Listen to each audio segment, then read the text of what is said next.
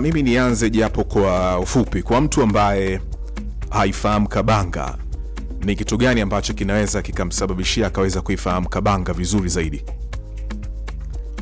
Kwa mtu ambaye haifahamu Kabanga, nadhani akitaka kwenda upande wa Burundi, Kabanga ndo mpaka mkubwa wa kuingia Burundi.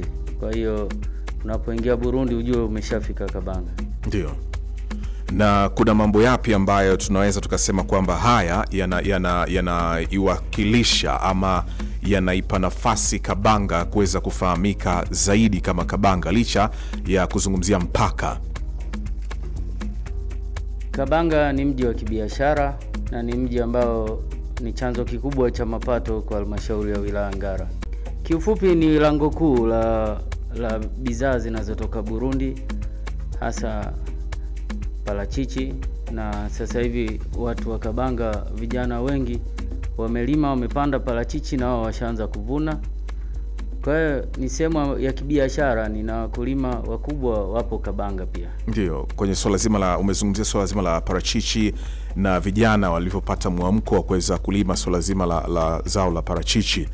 Na tunataka kufahamu japo kwa ufupi kwa hivi sasa, kwa mtu ambaye akitaka kuweza kuyafahamu maendeleo ambayo yanapatikana katika kata ya Kabanga, anaweza akayapata. Kuna maendeleo yapi ambayo yanapatikana sasa hivi kwenye kata ya Kabanga? Karibu.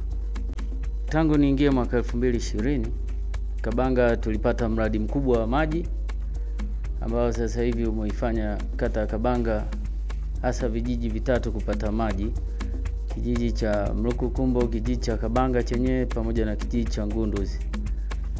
Lakini pia Kabanga tulipata madarasa 15 ambayo yalitoka serikali kuu kupitia miradi ya COVID, tozo na serikali kuu yenyewe. Kabanga pia tulipata mabweni mawili makubwa katika shule ya sekondari Kabanga pale. Bweni moja linaitwa Samia la wasichana na bweni moja linaitwa Magufuli la wavulana wanaoishi pale bweni. Alafu Kabanga tulipata miradi mingi ya barabara mingi sana ambayo gharama zake zinaweza zika zaidi ya bilioni 2 hivi, ambapo pia tulipata na vipande vya lami na kimoja karibu kinamaliziwa pamoja na taa zake zitawekwa.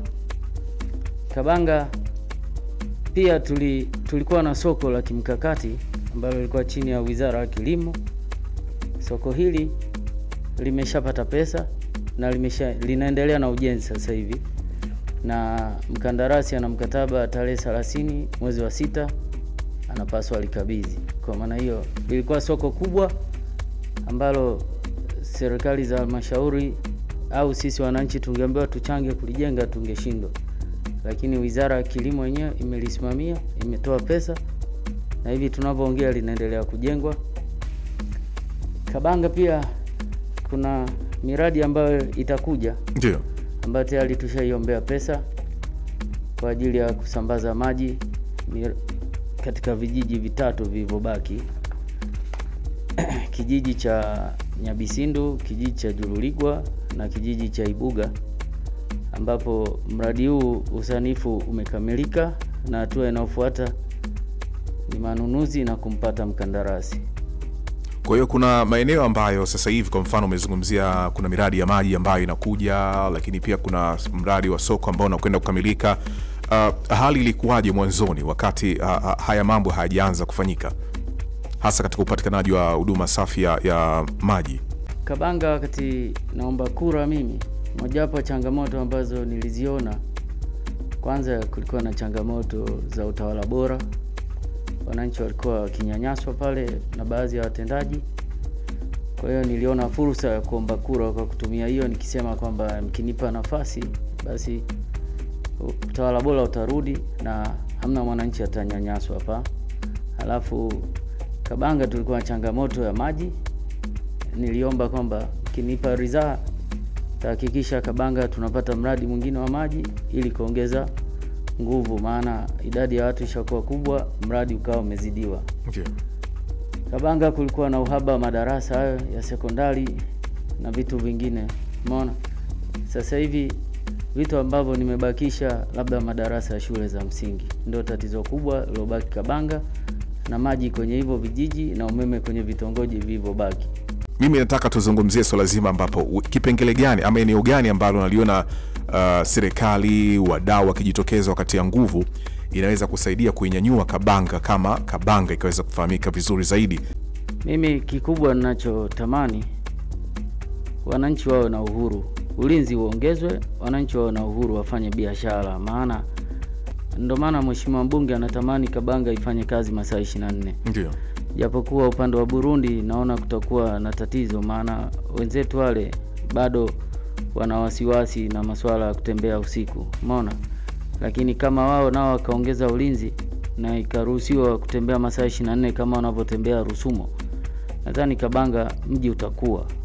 Kuna ulinzi ukiongezwa pale, watu watafanya kazi usiku kucha, vijana watajituma na pesa zitaonekana.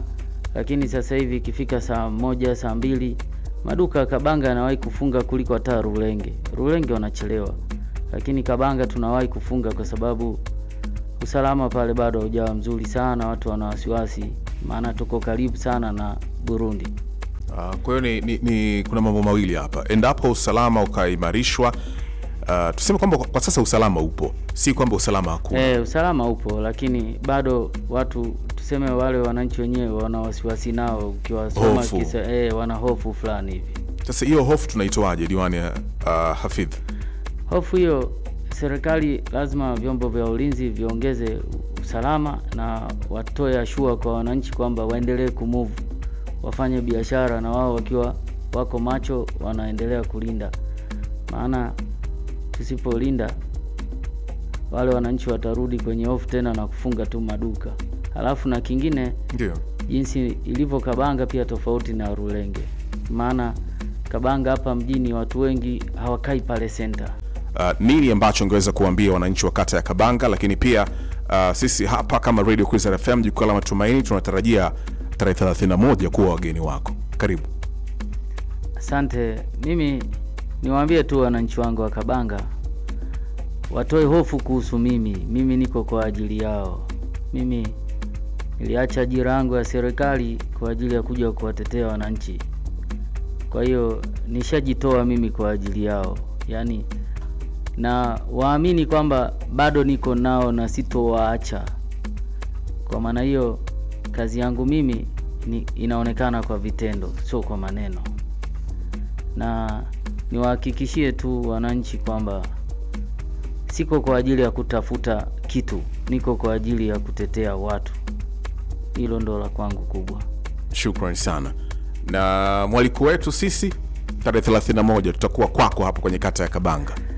Mimi nakukaribisha na nilikuahidi kwamba siku ya mashindano hayo nitatoa kakombe ka kumbukumbu. Ndio. Na nilikuahidi kwamba nitatoa mpira, maana mimi ni mwanamichezo na nishawasaidia timu nyingi katika hii wilaya na wanafahamu hilo. Kwa hiyo mpira utakuwepo kwa ajili ya finali, watacheza vijana, na kombe litakuwepo kwa ajili ya kumbukumbu. Radio Kwizera kubadilisha frequency. Asante sana. Najua baadaye watu wa michezo hapo watahitaji kupata mengi zaidi kutoka kwako. Mimi nikushukuru, na wakati mwingine basi tutakapokuhitaji Diwani Hafidh Abdalla usisite kuweza kuja kuzungumza na sisi. Nakushukuru mtangazaji, lakini kuna jambo moja dogo naomba wananchi walisikie. Ndio. Mimi ninahudumia watoto ambao wana matege. Kwa hiyo wananchi wa Ngara yoyote ambaye ana mtoto ana matege asizani ni ugonjwa wa kurisi wala nini. Waniletea watoto tuwapeleke wakatibiwa, watoto warudi waendelee na maisha na miguu yao inyoke. Wao watoto ambao miguu yao ina matege, yani kama inakuwa kama imepinda. Aidha imepinda kwa nje, imepinda kwa ndani, au miguu kule chini wanaita vidole fundo inajikunja hivi. Ndio. Hao watoto mimi nikiwapata, kikubwa mzazi atafute nauli tu. Mimi nampeleka kule, anatibiwa bure, atakaa huko mpaka mtoto anapona, anarudi, maisha yanaendelea.